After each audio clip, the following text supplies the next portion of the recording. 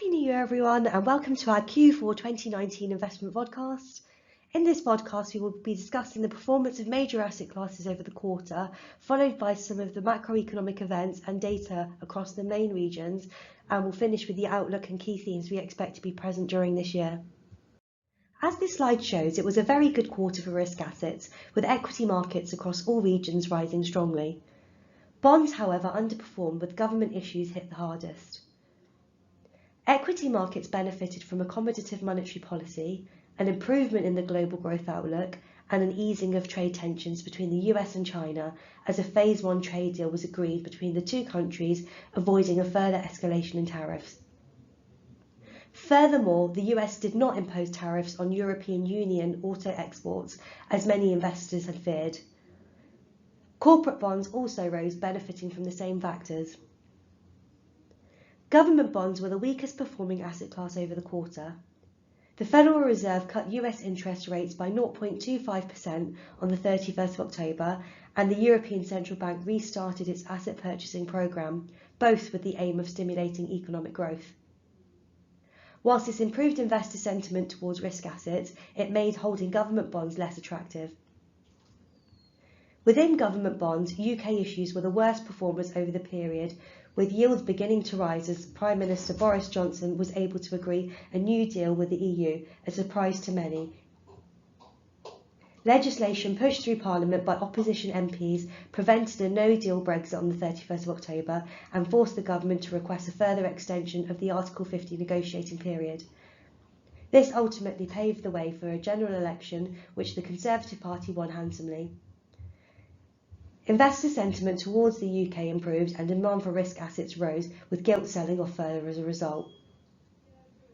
Let's now move on to look at some of the noteworthy macroeconomic and political events over the quarter. Globally, economic growth seems to be bottoming out, as data suggests the worst of the slowdown has now passed. Employment data remains strong across most developed economies, with inflation low. The easing of monetary policy across the globe is likely to provide a further boost to economic growth. In the UK, GDP was confirmed to have grown 0.4% over the third quarter, which was slightly higher than a preliminary figure of 0.3%, after net trade made a larger contribution than originally estimated. Despite this, the reported year-on-year growth figure of 1.1% was the lowest annual growth rate since 2012. Over Q4, PMI business survey data suggests the UK economy remained relatively weak, although the UK all-sector output index rose in December from September levels. It remained below the neutral threshold of 50, suggesting the UK remained in contractionary territory. Brexit remained the principal concern for investors over the quarter. The 12th of December general election saw the Conservative Party win a huge majority of 80 seats.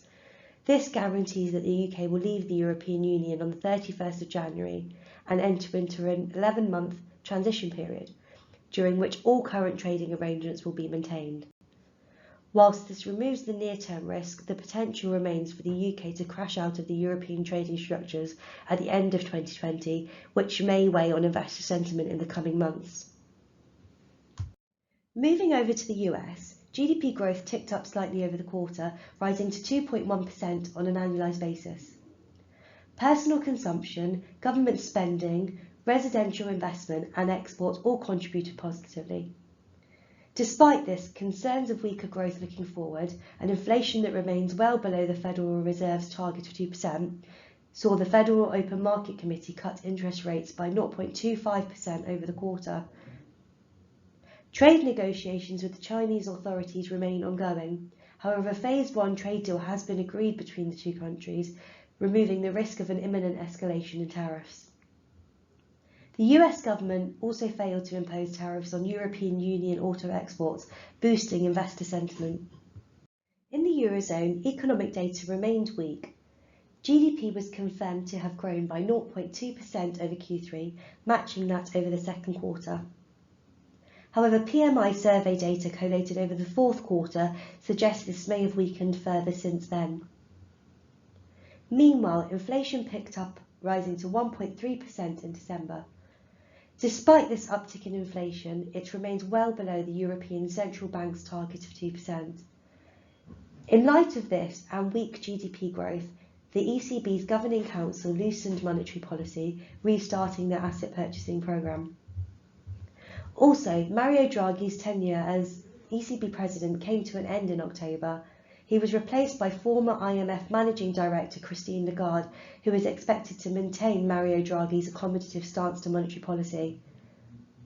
In terms of politics, the Spanish electorate returned to the polls in November following an inconclusive election in April. The socialist PSOE won the most seats, but as in the previous election, failed to win a majority.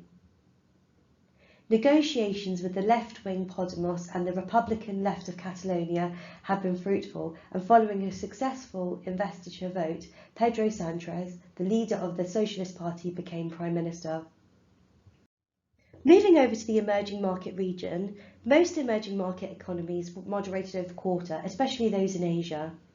Chinese GDP growth slowed to 1.5% over the third quarter, down from 1.6% growth over the second, whilst Indian GDP growth slowed to 4.5% on an annual basis, its slowest pace since 2008.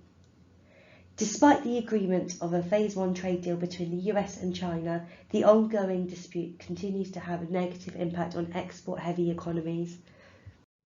Looking forward to this year, global growth is likely to pick up as fiscal stimulus and looser monetary policy have an increasingly positive impact.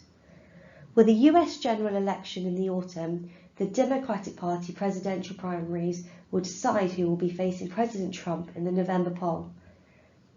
Wanting to increase his chance of re-election and noting that he often measures his success against the performance of the US stock market, could we see a resolution to the ongoing trade dispute with China on the cards? Whilst a de-escalation of rhetoric has been seen in recent days between the US and Iran, a rise in violence and military action remains a possibility. We have already seen volatility in the oil price and a surge in the price of gold as a result of this uncertainty. Additional violence could see this rise further. And with the UK formally leaving the European Union on the 31st of January, how will the trade negotiations progress? Will we be facing another cliff edge at the end of the year?